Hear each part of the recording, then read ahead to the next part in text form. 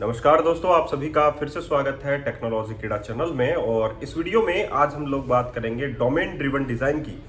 क्योंकि हाल ही में मुझे एक मैसेज मिला है, सर डोमेन ड्रिवन डिज़ाइन जो है वो बताइए और उस पर एक प्रोजेक्ट जो है वो कीजिए। बिल्कुल, हम लोग डोमेन ड्रिवन डिज़ाइन पर एक प्रोजेक्ट करेंगे। और डोमेन ड्रिवन डिज़ाइन जो है वो बहुत ही अच्छी डिज़ाइन है, आप लोग कह सकते हैं। जो बिजनेस रूल्स, बिजनेस के अंदर जो भी कॉम्प्लेक्सिटीज आई हैं उनको देखकर डोमेन ड्रिवन डिज़ाइन जो है वो डिज़ाइन किया गया है। एक डिज़ाइन पैटर्न है जो आप लोग फॉलो कर सकते हैं। हाल ही में मैं आप लोगों को बता दूं कि डोमेन ड्रिवन डिज़ाइन क्या है। डोमेन ड्रिवन डिज़ाइन जो है बेसिकली बिजनेस रूल्स को देखकर बनाया जाता है। जैसे कि एग्जांपल के लिए मैं आप लोगों को साधारण भाषा में समझाना चाहूँगा, लेकिन उससे पहले मैं आप लोगों को बता दूं कि जो लोग इस चैनल पर नए हैं और ये आज पहला वीडियो देख रहे हैं, तो मैं आप लोगों को बता दूं कि मैंने एक मेंबरशिप प्रोग्राम जो है वो स्टार्ट कर रखा है। और उस मेंबरशिप प्रोग्राम में मैं आप लोगों को अगर आप लोगों को ज्वाइन करनी है वो मेंबरशिप, तो आप लोग जस्ट इसी वीडियो के डिस्क्रिप्शन बॉक्स में जाइए और वहां पर आप लोगों को एक गूगल फॉर्म मिलेगा, उसको फिल कर दीजिए। आप लोगों की मेंबरशिप जो है वो स्टार्ट हो जाएगी।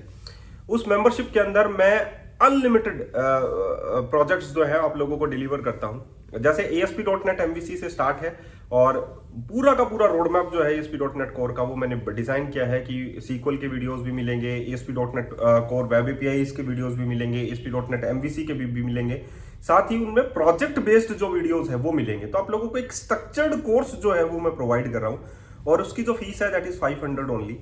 ये नहीं है कि आप लोगों को ASP.NET कोर का ही प्रोजेक्ट मिलेगा, नहीं, वेब API का भी उसी 500 में है, ASP.NET कोर MVC का भी उसी 500 में है। और ऐसा नहीं है कि एक ही प्रोजेक्ट मिलेगा, कम से कम 3 या 4 प्रोजेक्ट जो है वो आप लोगों को एक टेक्नोलॉजी के ऊपर मैं डिलीवर कर रहा हूँ। ASP.NET कोर MVC, फिर वेब API, फिर एंगुलर, फिर रिएक्ट, फिर आप लोगों का जावास्क्रिप्ट, jQuery, इस तरीके का जो कोर्स जो है वो मैं आप लोगों को डिलीवर कर रहा हूँ ना। अगर कोई और भी 500 रुपीज में ही सिर्फ ये प्रोवाइड कर रहा है तो प्लीज उसे छोड़िएगा नहीं। तो जो लोग नए हैं और जिन्होंने मेंबरशिप नहीं ली है, एक बार उनका फायदा उठाकर आप लोग देखिए। 500 रुपीज में इतने सारे प्रोजेक्ट्स आप लोगों को कोई डिलीवर नहीं करता है। तो अभी हम लोग चलते हैं नेक्स्ट टॉपिक पे, हमारे डोमेन ड्रिवन डिजाइन के ऊपर। डोमेन ड्रिवन डिजाइन पे भी हम लोग मेंबरशिप के अंदर ही जो प्रोजेक्ट जो है वो इंक्लूड करेंगे और आप लोगों को एक बेहतर तरीके का कोड जो है वो समझ में आएगा। लेकिन उससे पहले मैं आप लोगों को बता दूं कि डोमेन ड्रिवन डिजाइन होती क्या है। जैसे कि मैंने बोला आप लोगों को कि बिजनेस रूल्स को देखकर डोमेन ड्रिवन डिजाइन जो है वो बनाया गया था। जो कॉम्प्लेक्सिटीज बिजनेस रूल्स में बिजनेस के अंदर आती हैं, जो प्रॉब्लम्स आती हैं, उनको फेस करने के लिए ये चीजें बनाई गई थी। जैसे एग्जाम्पल के लिए मान लीजिए कि आप लोग कस्टमर हैं और मैं एक डेवलपर हूं, तो मैं डेवलपर के पॉइंट ऑफ व्यू से सोचूंगा कि मुझे ऑर्डर का स्टेटस जो है वो अपडेट करना है, ठीक है। तो मैं ऑर्डर का स्टेटस जो है या पेमेंट स्टेटस जो है वो अपडेट करूंगा।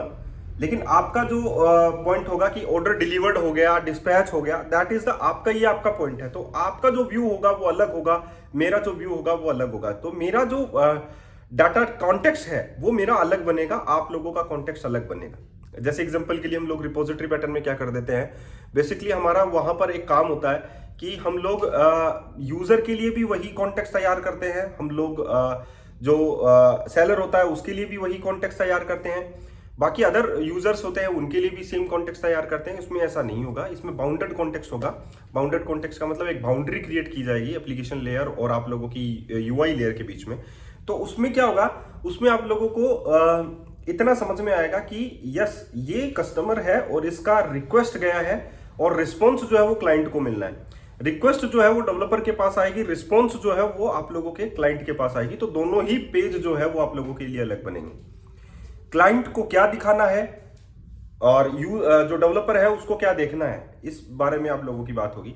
दूसरा, यहां पर जैसे आप लोगों का कस्टमर केयर सर्विस होता है, कस्टमर केयर सर्विस में आप लोगों को क्या होता है कि कस्टमर केयर का काम ये नहीं है कि ऑर्डर डिस्पैच हुआ, डिलीवर हुआ, ये नहीं है, या ऑर्डर में क्या अपडेट हुआ या सेलर ने क्या अपडेट कर दिया, ये कस्टमर केयर का काम नहीं है। उसका काम है कि जो ऑर्डर अभी फिलहाल में रेज हुआ है उसके बारे में आप लोगों को इंक्वायरी देना, दैट्स इट। इतना ही कॉन्टेक्स्ट उसको देना है कस्टमर केयर को।